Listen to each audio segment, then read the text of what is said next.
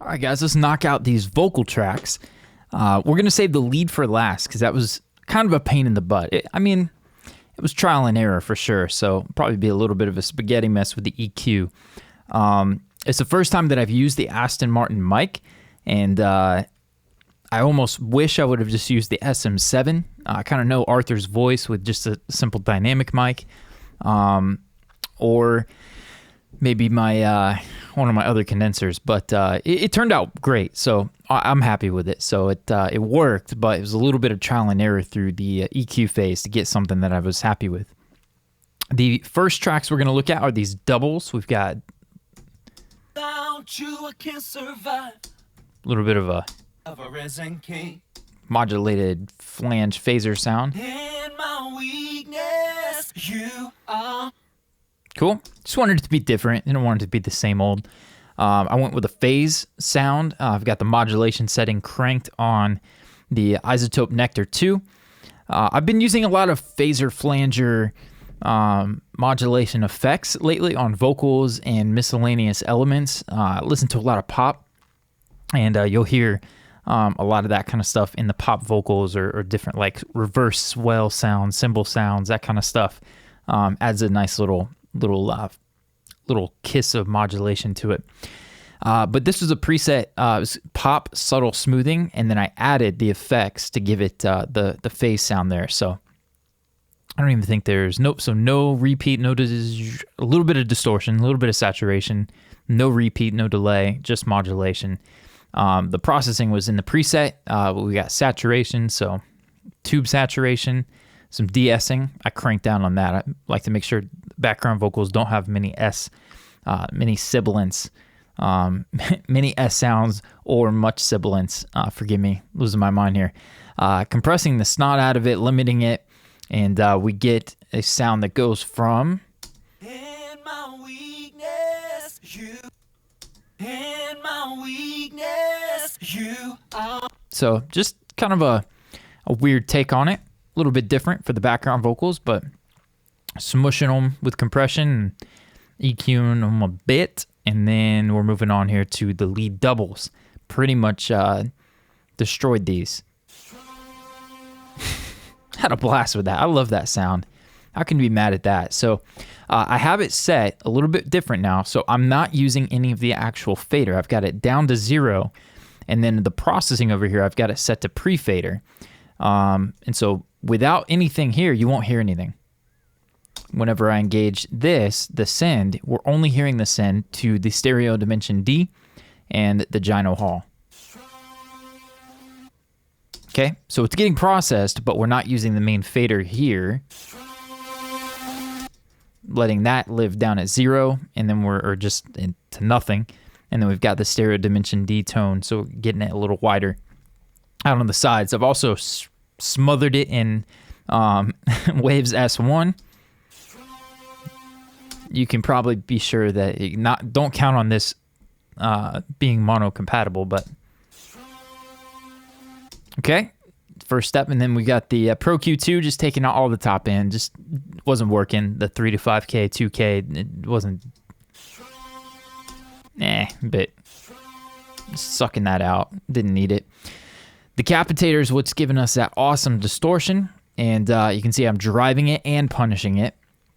We've got a full wet percentage here, and then I just backed off the output. I turned off auto gain and backed off the output. Without it, oh, forgive me, we have the lo-fi. Lo-fi is nasty. So without decapitator or lo-fi, pull it up for that.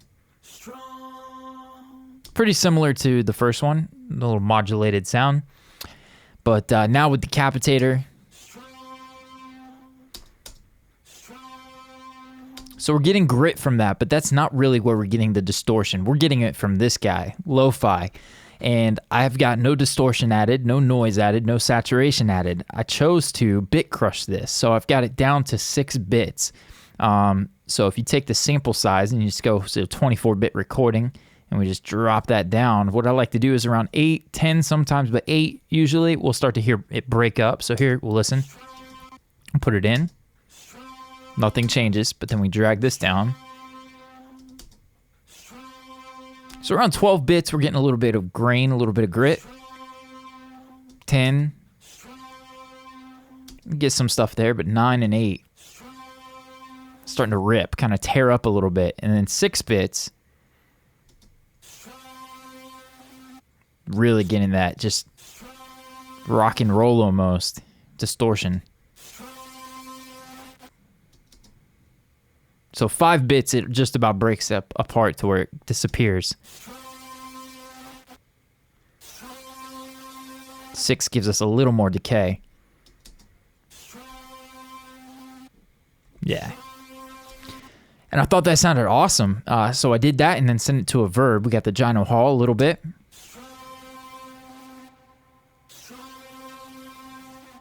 Almost like a bullhorn. And that is meant to complement the lead vocal. Let's hear the track without this in it.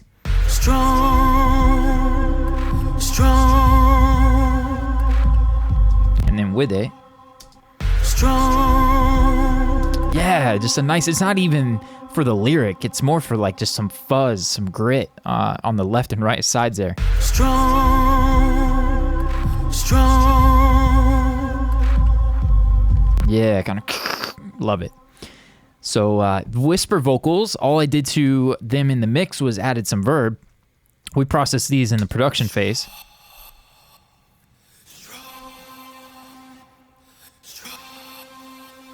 Okay, and then just gave them a little more verb.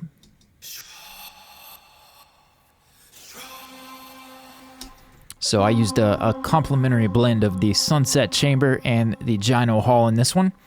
Quite a bit of each of them to give them a little bit more, depth. Put it back, lift it up on the sides, kind of fill it out a bit.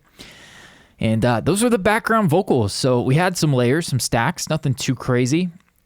And we handled most of it in the production phase. So just a couple little tweaks there. But let's come down. We'll look at this guy first. The lead hook is from this track here. I took the lead that we recorded with Arthur. I duplicated the track. My daughter listens to a lot of like Hillsong, Young and Free, some of the modern Christian radio and church type stuff. And one of the new Hillsong songs, I guess they kind of, CCM world, they kind of beg, borrow, and steal from the mainstream and secular a lot of times, not all the time. But there was a track that had the high octave vocals. Probably came from the EDM world for all I know, but the upper octave shift, and that was kind of relevant to the genre and what's going on right now. So I basically took this vocal here, Strong. and I went to Audio Suite, Pitch Shift, and I used the legacy version of Pitch Shift, and I just went up 12 semitones, went up 1 octave, processed that to the duplicated track here, and dry, we get this. Okay? Now, when you do that, the timing won't be perfect. So what I did is I came in here and I broke up each of these into individual clips in slip mode here, and did it for the whole hook, and I nudged them and then copied this and pasted it to the other hooks. I nudged left and right to find the sweet spot with the main part here. So once you first process the pitch shift, it's going to move around a little bit. And so I just kind of used my eyes and slid it in, used my ears, made sure I liked it. And then we got this duplicated harmony here, the upper octave. And then I put Butch Vig on it. Compressed it, de-essed it. That's about it. And then we've got, and actually the only reason why I put the Butch Vig on is because I felt like the beginning, the strong straw was getting lost. And so compressing it hard kind of brought that back in after all these effects were on it. The Pro Q, there were 2 frequencies that were driving me nuts. And more so once you hear this. So I'll leave that EQ out. Actually, we'll leave it in and then I'll show you the difference, because this effect has got like a modulator or some kind of something going on here. All I did for this is I like to go to the vocals section in Excalibur and click through presets and then just start pushing around knobs and moving things around and then dial back the mix percentage. I remember messing with the feedback. It was just like insanity, like never stopped feeding back. So I pulled that back to 50% and got from this to this.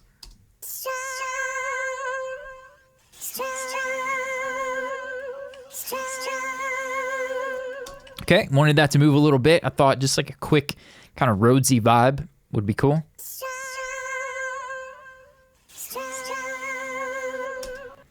And then threw it a verb.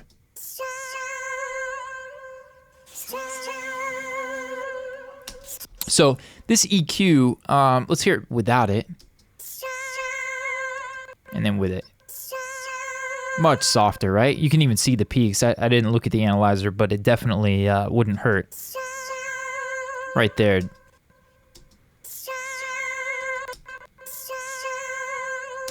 Sounds great. I love it. Softened it up a bit. And that was that. So on top of the lead, we get a nice...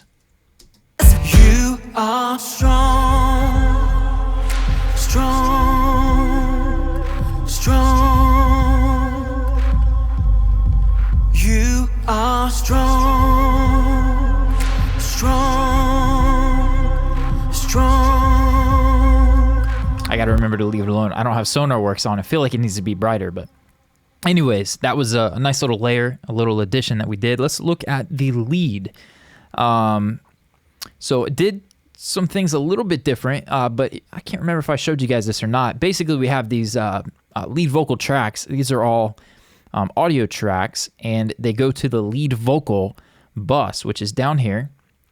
Normally, I would just have one lead vocal audio track, and then that would go to my parallel compression and then meet at the lead vocal level here. But because we had all these stacks and they overlapped each other, you can see these phrases. I had to record Arthur in 2 different goes because he overlaps himself from time to time on some of these. You can see he's not done here, but he's starting here. So I put them all on their own audio tracks and then sent it to a bus. And this is kind of like the one audio track. So we start with some de-essing, then we go to the Pro Q, and pulled out some 1K. This was later in the mix. I felt like 1K was, for whatever reason, 700 hertz or so was a little bit much, little bit forward. So I brought him back a bit there, and then gave him some top end with the clariphonic, kind of the pop thing. And then I compressed with the Fairchild. Now I tried 1176. I tried the UAD Blue Stripe and the Rev A. And that, it sounded good, but it gave a little bit of that weird thing. Arthur's voice it wasn't working with his voice. It gave a weird upper mid boost that I wasn't digging. So I went away from that, went to maybe you'd call it a smoother compression sound with the Fairchild. And this one worked great. So I just kind of dialed that in, similar to how I use it on the bus. I come over here and mess with the time constant, and then just tweak the taste. The kingdom is a hand, and I know I can be the man that God created me to be. I take these steps in these raging seas. Just even it out. The kingdom is a hand, and I know I can be the man that God created me to be. I take these steps in these raging seas. Was digging that. A little bit of a mid-rangey thing. I got to remember I don't have SonarWorks on. I keep forgetting. There's stuff I hear that I want to change, but gotta just let it go. So anyways, that was a compressor. Send that into the parallel compression. I ended up not using the parallel compression. I felt like it was just a little bit weird. Anything I did, it could have ended up being that 1176, but I didn't need that much to smear it because I tried something new. I went to RVox, and I pulled it down quite a bit with this. The kingdom is a hand, and I know I can be the man that God created me to be. I take these steps in these raging seas. A little bit more spitty, a little bit more action there. Dig that. RVox, I first saw... Was it Billy Decker? I think Billy Decker using it and nailed the mix. I've seen some Tony Maserati where I think he actually was hating on it a little bit. One of his interns or one of the guys who produces in his team, Mirrorball, had a track where he had some vocals and he used RVox, and Tony left it on, I think, one time because he liked it, but he usually said he didn't like it. I can't remember exactly. I may be getting that all wrong, but I used it. Kind of worked, like the little spitty thing it was giving me. Then I went to the Blue Cat. Now, it was a bit bright. Here's without the Blue Cat. The kingdom is a hand, and I know I can be the man that God created me to be. I take these steps in these raging. It was a bit, I don't know, a bit much on the top end, and so I went to the Studer using the Blue Cat because the Studer does not have a mix knob. So there's no way to control the amount of this effect. So I drive it pretty good. You can see. The kingdom is a hand, and I know I can't. Sometimes I've got that needle just pegged and get a lot of really great saturation that way. But this, I backed off a little bit, a little more smooth. And then I've got only 8% of this in. And it's subtle, but I feel like the top end is under control now. The kingdom is a hand, and I know I can't be the man that God created me to be. I take these steps in these regions. I like it better with it. So kind of walking through some of my processes here. Now, this is what I was talking about. The vocal I don't know, just something about it in the mid-range. I was not happy with it. And so you can see here the spaghetti mess of cuts. 462, 523, 736, 982. I'm all over the place, right? 3 to 5K, something around 6, 7K. I don't know how to really explain this. Let's hear the kingdom is a hand, and I know I can't be the man that God created me to be. I take these steps. I think it sounds better, so I can't argue with that. But I don't know how to necessarily explain what I'm doing here, other than to say I'm just listening through for stuff I don't like. When you get this many cuts, you pretty much just don't like the sound of whatever it is you're EQing. And so you're just trying to find things to make it better. I feel like I ended up by cutting all that and then gently massaging that little bit back in. I felt like it kind of helped it out. Didn't cut, too much in there. But yeah, I really don't know how to explain all those cuts other than I'm just listening for things that I don't like, pulling them out. If it's better, and moving on. So lead vocal, then I gave another level of de-essing and ended off with a multiband. Oh, excuse me. Past my bedtime. Forgive me for that. So I'm pushing up some warmth back into the vocal, but compressing against it to control it. We've got the same thing here, low mids, that I'm addressing 500 hertz, actually more just the mid-range there. Something bothering me and just kind of pushed it down, knocked it down. Some words were a little bit woolly. And then the top end to make sure it didn't get too harsh or spitty on the top end. The kingdom is a hand, and I know I can't be the man that God created me to be. I take these steps in these regions. Basically a high shelf de-esser. It didn't happen there, but I'm sure maybe at the chorus or somewhere there was a... Strong. It's got to be something. Strong. Something was bothering me. Jesus calls me on the water. Jesus, right there, you can see it. My soul. Jesus calls me on the water, holding Jesus. Those two transients, those two syllables there, were in need of some love. So I tamed it for just those two little parts. For the rest of it, that compressor's not reacting. All right, so lead vocal effects. This one could be its own video probably, but basically I sent to a mono slap and I sent a full signal in. Sometimes I will send to an effect until I hear the effect and I'm happy with it. Other times I'll just send a full amount of the signal and then turn down that effect's fader. And that's what I did here. I sent the full amount in and then pulled that back and massaged it to wherever I liked it. And I used the Echo Boy for that 16th note. You can see a little low cut, little high cut, full mix percentage, set it up on a send. And that was that. Pretty straightforward, little saturation. And that was my mono slap.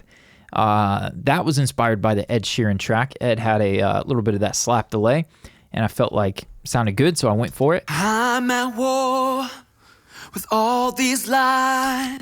It's a little bit slap meets giving the vocal some depth, just a little bit of ambience, a little bit of room sound, kind of slapping off the back wall a bit.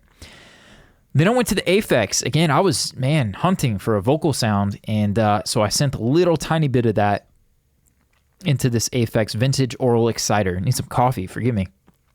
Yawning on you guys. Like, it's so boring, right? No. I'm happy with the way the vocal turned out, so I'm excited to share this with you. So the Vintage Oral Exciter, full mix percentage, and just picked a preset. Male up close, sounds great, so sent a little bit into there. Let's hear the lead. I'm at war with all these lies.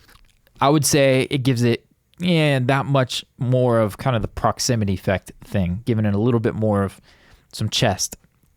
So very little bit there, a very tiny amount, and just kind of help to support the lead vocal's manliness. Then we've got the Cooper Dimension. This is my preset, the Vocal Dimension preset on the Cooper Time Cube. kind of a go-to for me in just about every mix. I will try this out. If it works, great. Sometimes I use more of it than others.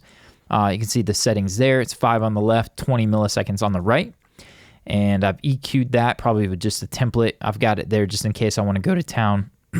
As my voice cracks, there's definite need for some honey and some throat coat, some tea. But that was pretty straightforward with the effects. I sent it to some stereo dimension D. Usually I use the mono in the chorus. For this, I kind of liked his voice a little more dry. And I sent it to the stereo dimension D to give it some width on the side, to give it a little bit more weight.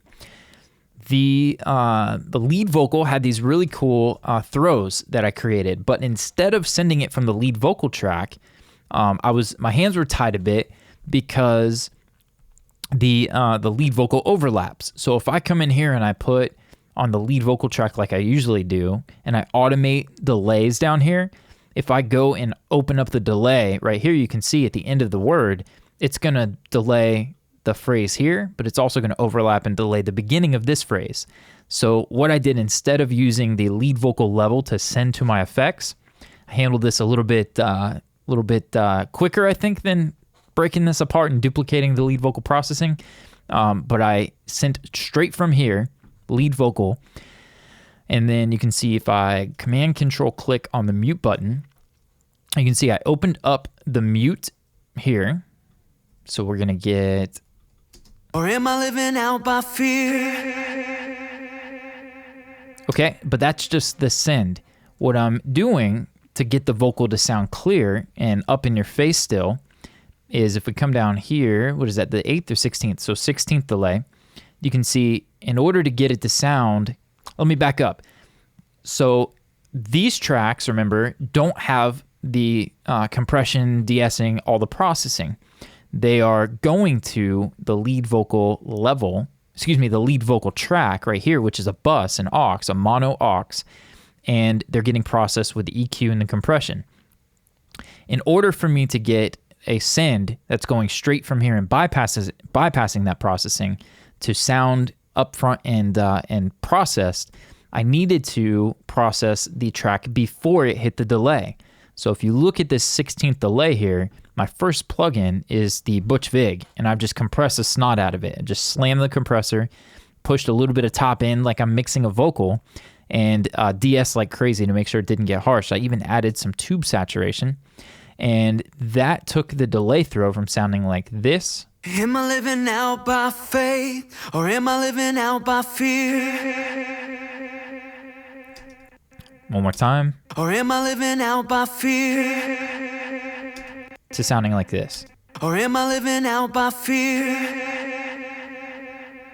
So a little more processed. And actually, let's show you all of these. Or am I living out by fear? If fear has got a hold of me, then I become the property of a power. Right on. So gave it a little bit more treatment. That 16th delay is here. It's actually an eighth note, but I timed it after I'd already named these tracks are named in my template, and then I adjusted the timing there. But then after that delay is some EQ taking out the harshness, and then we've got Excalibur creating some movement. This guy and output plugin, the output company, the company named Output. It's kind of weird. The way I'm talking, it doesn't make sense. But the company Output creates a plugin called Movement, and I'll show you that in a second. I used it, but they both kind of do different things. Excalibur is another kind of plugin like that, and it's a multi-effects processor. And so I kind of layer and like to go through the presets and find something and then tweak the taste. It's never something I'm loading this and building from scratch. But the options are endless. You can see all the knobs and controls. And anyway, so as I lose my mind here explaining all this, here's this delay throw with no Excalibur on it. Or am I living out by fear? Fear has got a hold of me. One more time. It just stays or am mono. I living out by fear? Cool, but boring, right? So. Or am I living out by fear?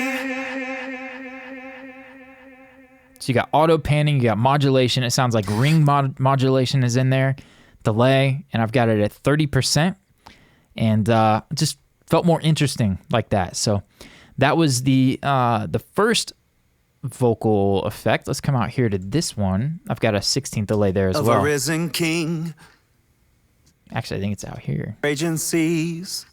Nope, it's further down. Okay, so we've got another delay through here, and I think it's an 8th delay. Yep. So Command Control click, you can see that delay is here. It has wasted my time. What I wanted here was something different. I didn't want it to just be that same side to side that we had for the first verse or the first phrase. I wanted it to be different. I wanted this one almost kind of like a swollen reverb, like it just kind of swelled up behind the vocal a little bit. And to accomplish that, I went to, again, we had Butch Vig on to process that vocal as it comes into the delay. And I went to a 16th note with tons of feedback, but then I soaked it in reverb.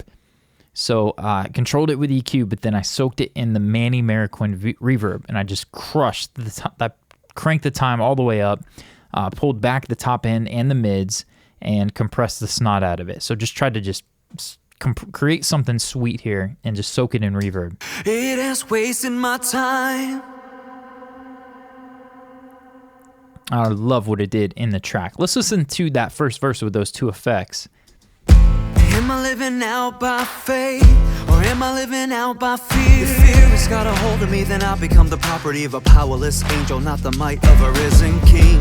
Doubt is clouding my mind. It has wasted my time. The kingdom is a hand, and I know I can't be the man that God created me to be. I take these steps in these raging seas. Don't even pretend like you didn't like that. You guys know you dig that. And then we've got the same thing out here at the second verse. Over my soul, Jesus calls me on the water. Except this time I reversed the order. So this one, the verb comes first, and then the delay comes out. God who remains, He will never change. Jesus will stay the same. I'm at war. So reversed what I did in the first. Delay first on the second one, then verb. Here, verb came first, and then delay second.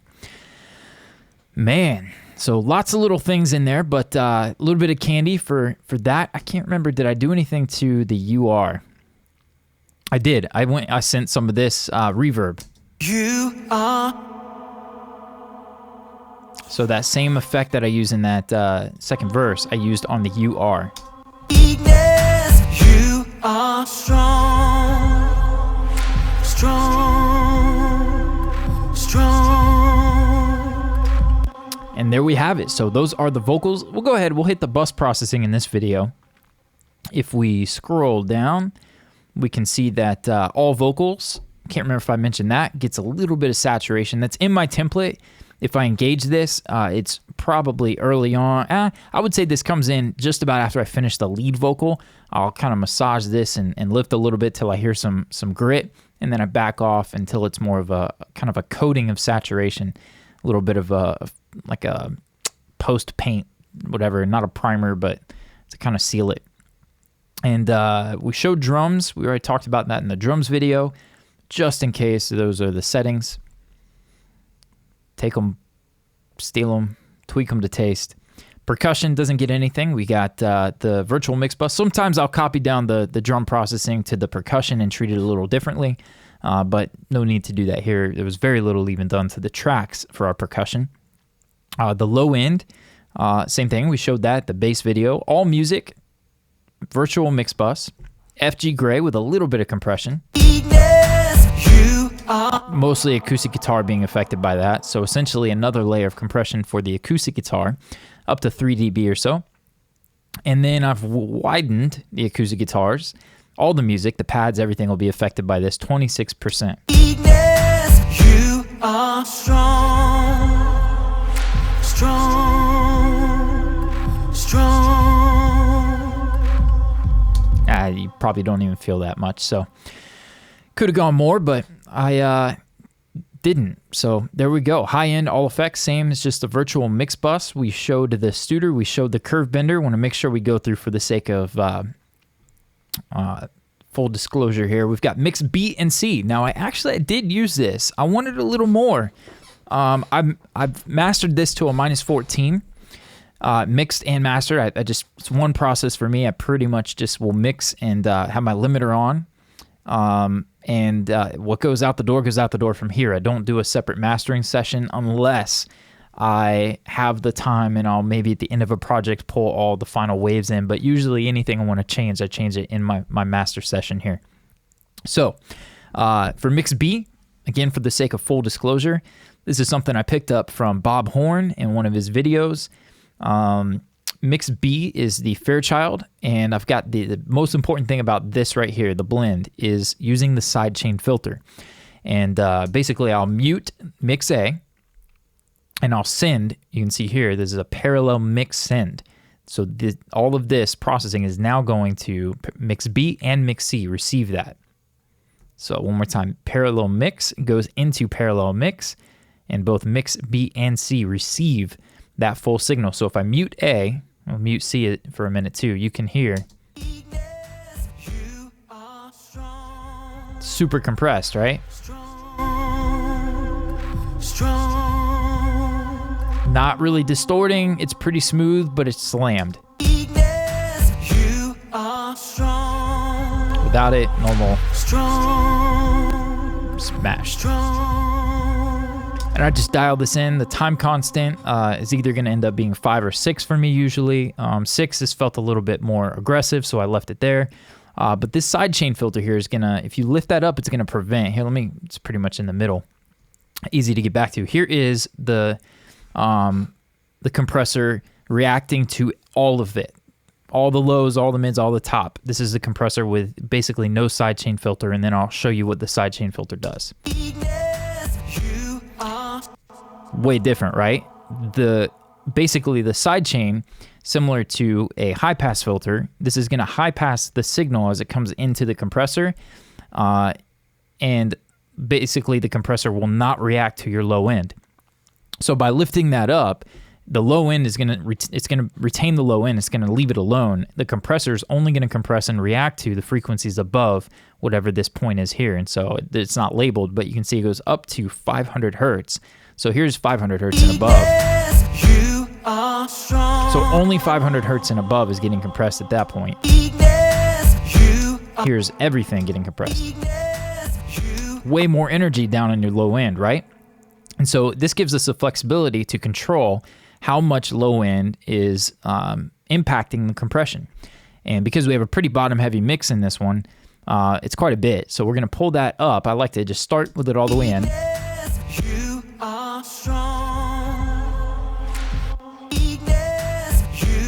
And then you just, to taste, you may like a little bit of your low end reacting, the compressor reacting to some of your low end. I preferred it to get pretty much rid of the kick.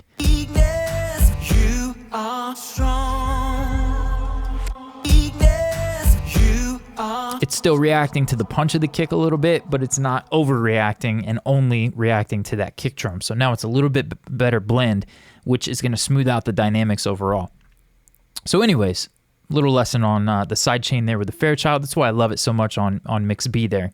But if I mute that and I come over here to K-Clip, I didn't use too much distort. It got pretty messy here. I would love if the K-Clip had a sidechain as well. I don't know how that would work, but this pretty much is, you get what you get. I pull the output all the way back, and then I just push it until it starts to break up, and then click back a touch or two. And it's pretty distorted.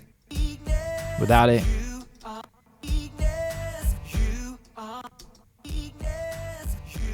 but it's leveling it out, and a little bit of distortion can be a good thing, right? So then I will snap both of those all the way down to 0. You can see I used a healthy amount, minus 16 on Mix B and a little bit on Mix C. I will play this for you with it in, and then I'll pull both of these out. Let me back up a little bit. I need you, Lord. Without you, I can't survive. I'm holding on when all hope is gone. In my weakness, you are strong, strong, strong. You are strong, strong. So probably 2-3 dB, maybe not quite that much of added boost, but also fatness. I feel like I get some fatness from it. A little bit too clean, a little bit too dynamic, maybe even without that. And then, that would probably be similar to using mix B and C for me in this song, similar to using bus compression, an SSL bus compressor or the Vertigo VSC2. That's what I'm getting from that, I feel like, is a little bit of fatness, a little bit of compression to help fatten the track up. And then you can see mix bus. Okay, so this is a big deal. This next plugin for me, I have not used this but a couple of times, and I'd say I really, really like what it did here. I used it early on in the process. I almost wish that I would have mixed it through or been able to. The computer was glitching pretty bad. I almost wish I would have been able to show you this because the mix was going pretty good, but it was a bit boxy, a bit mid-rangey. Let's listen to this with no pusher. This is the Waves pusher. I need you, Lord. Without you, I can't survive. I'm holding on when all hope is gone. In my weakness. Talk about smiley face EQ. That just seems to scoop the mids, and it both gave more impact, softened the track. I don't know. Like, I was on a mission. I was going one way, and then keep in mind, I've EQ'd a ton of mid-range back in to all those tracks because I mixed through this processor. My mix wasn't that boxy and mid-rangey. After I put this on, I had to go back in and treat the tracks a certain way. But this right here was a big, big contributor to the final mix. Again, listen to that. I need you, Lord. Without you, I can't survive. Get width from the stereo I'm image. Holding on when all hope is gone. In my weakness. I backed way off the input to make sure I was giving me a decent signal into it, not too loud. And then you can see some stereo imaging, some top end, the magic, whatever the magic is, body, lows, push. Yeah, I'm not going to try to break that down and understand it, but pretty much I loved it. And so I left it. You can see I got some matching EQ a little bit here from early on. It was a bit dull. I brightened it up with this. And then right before I bounced the final mix, I did it again. Similar kind of thing to the Ed Sheeran track. I like mine not being crazy bright like his, but I put a little bit back in with this EQ match, and I just decided to leave it. So if you're not familiar with EQ match, basically with Magic AB over here, I'll hit play with Ed Sheeran's track I used in this instance, and we'll capture here in the matching module. I will capture my reference track, and it will capture the frequency spectrum here. The analyzer, it's kind of like a snapshot. It takes a picture of it after listening through. And then for the target audio, for my mix, I do the same thing. And then this curve is what it sees that I should do to better match the reference track. And so sometimes I'll do this and I'll just kind of look at it and see what it's telling me. Sometimes the bottom will be all out of whack and I'll have to go in and do some work. Sometimes high frequencies are out. In this case, it just wanted my mix to be a little brighter. That's really it. So I went with it. I let it be brighter. And I used 25% of that. And then that hits my limiter. And you can see there, those are the settings for the limiter. I'm not hitting this too hard. I think the kick is kind of pushing into it, but I had great gain staging and it's not doing anything too crazy. If I put it over here and let's take a listen. I need you, Lord. Without you, I can't survive. I'm holding on. 3 to 4 dB of reduction, but I'm still at minus 14. So because of the way I gain stage, it's not like crushing it. And that's that. So we got the automation. We're at -1. We go up 0.5 at the pre-chorus. We go up to the full, back to 0 at the chorus, and that goes all the way throughout. So that's our mix, man. I hope you guys enjoy this. Long process for Arthur's schedule and family life, and in the middle of doing this course. Another full disclosure, I kind of hit rock bottom with stuff going on in the personal life, but life is great. Everything's back on track. Things are great. Family's healthy. I'm healthy again. Lost a ton of weight. Fought through that and got back on my feet, and things are great. So I hope you guys dig this course. Those of you who bought it early on will know exactly what I'm talking about. Those of you guys who bought it after it was already completed, you will have no idea, but it's all good. You guys rock. Thank you so much for the support, for purchasing the course. I hope you got a lot out of this. If you have any questions at all, make sure you either join the Facebook group, David Glenn Recording Private Community in Facebook, or feel free to hit me with an email to david@davidglennrecording.com. And would love to hear from you if you have any thoughts, suggestions, questions. Maybe I explained something that was quick or short-sighted and you want to know more. You have a specific question, feel free to join the group and tag me. And I would love to hit you back and help you out in any way that I can. So that's our mix. That's our song. I have no mastering process for this. This is the final print. Will go out, and that's what will be released to iTunes, streaming, Spotify. We'll burn CDs, all that kind of stuff. And this is the final mix. So thank you again. I hope you guys are doing amazing. Thank you so much, and we'll catch you on more courses to come.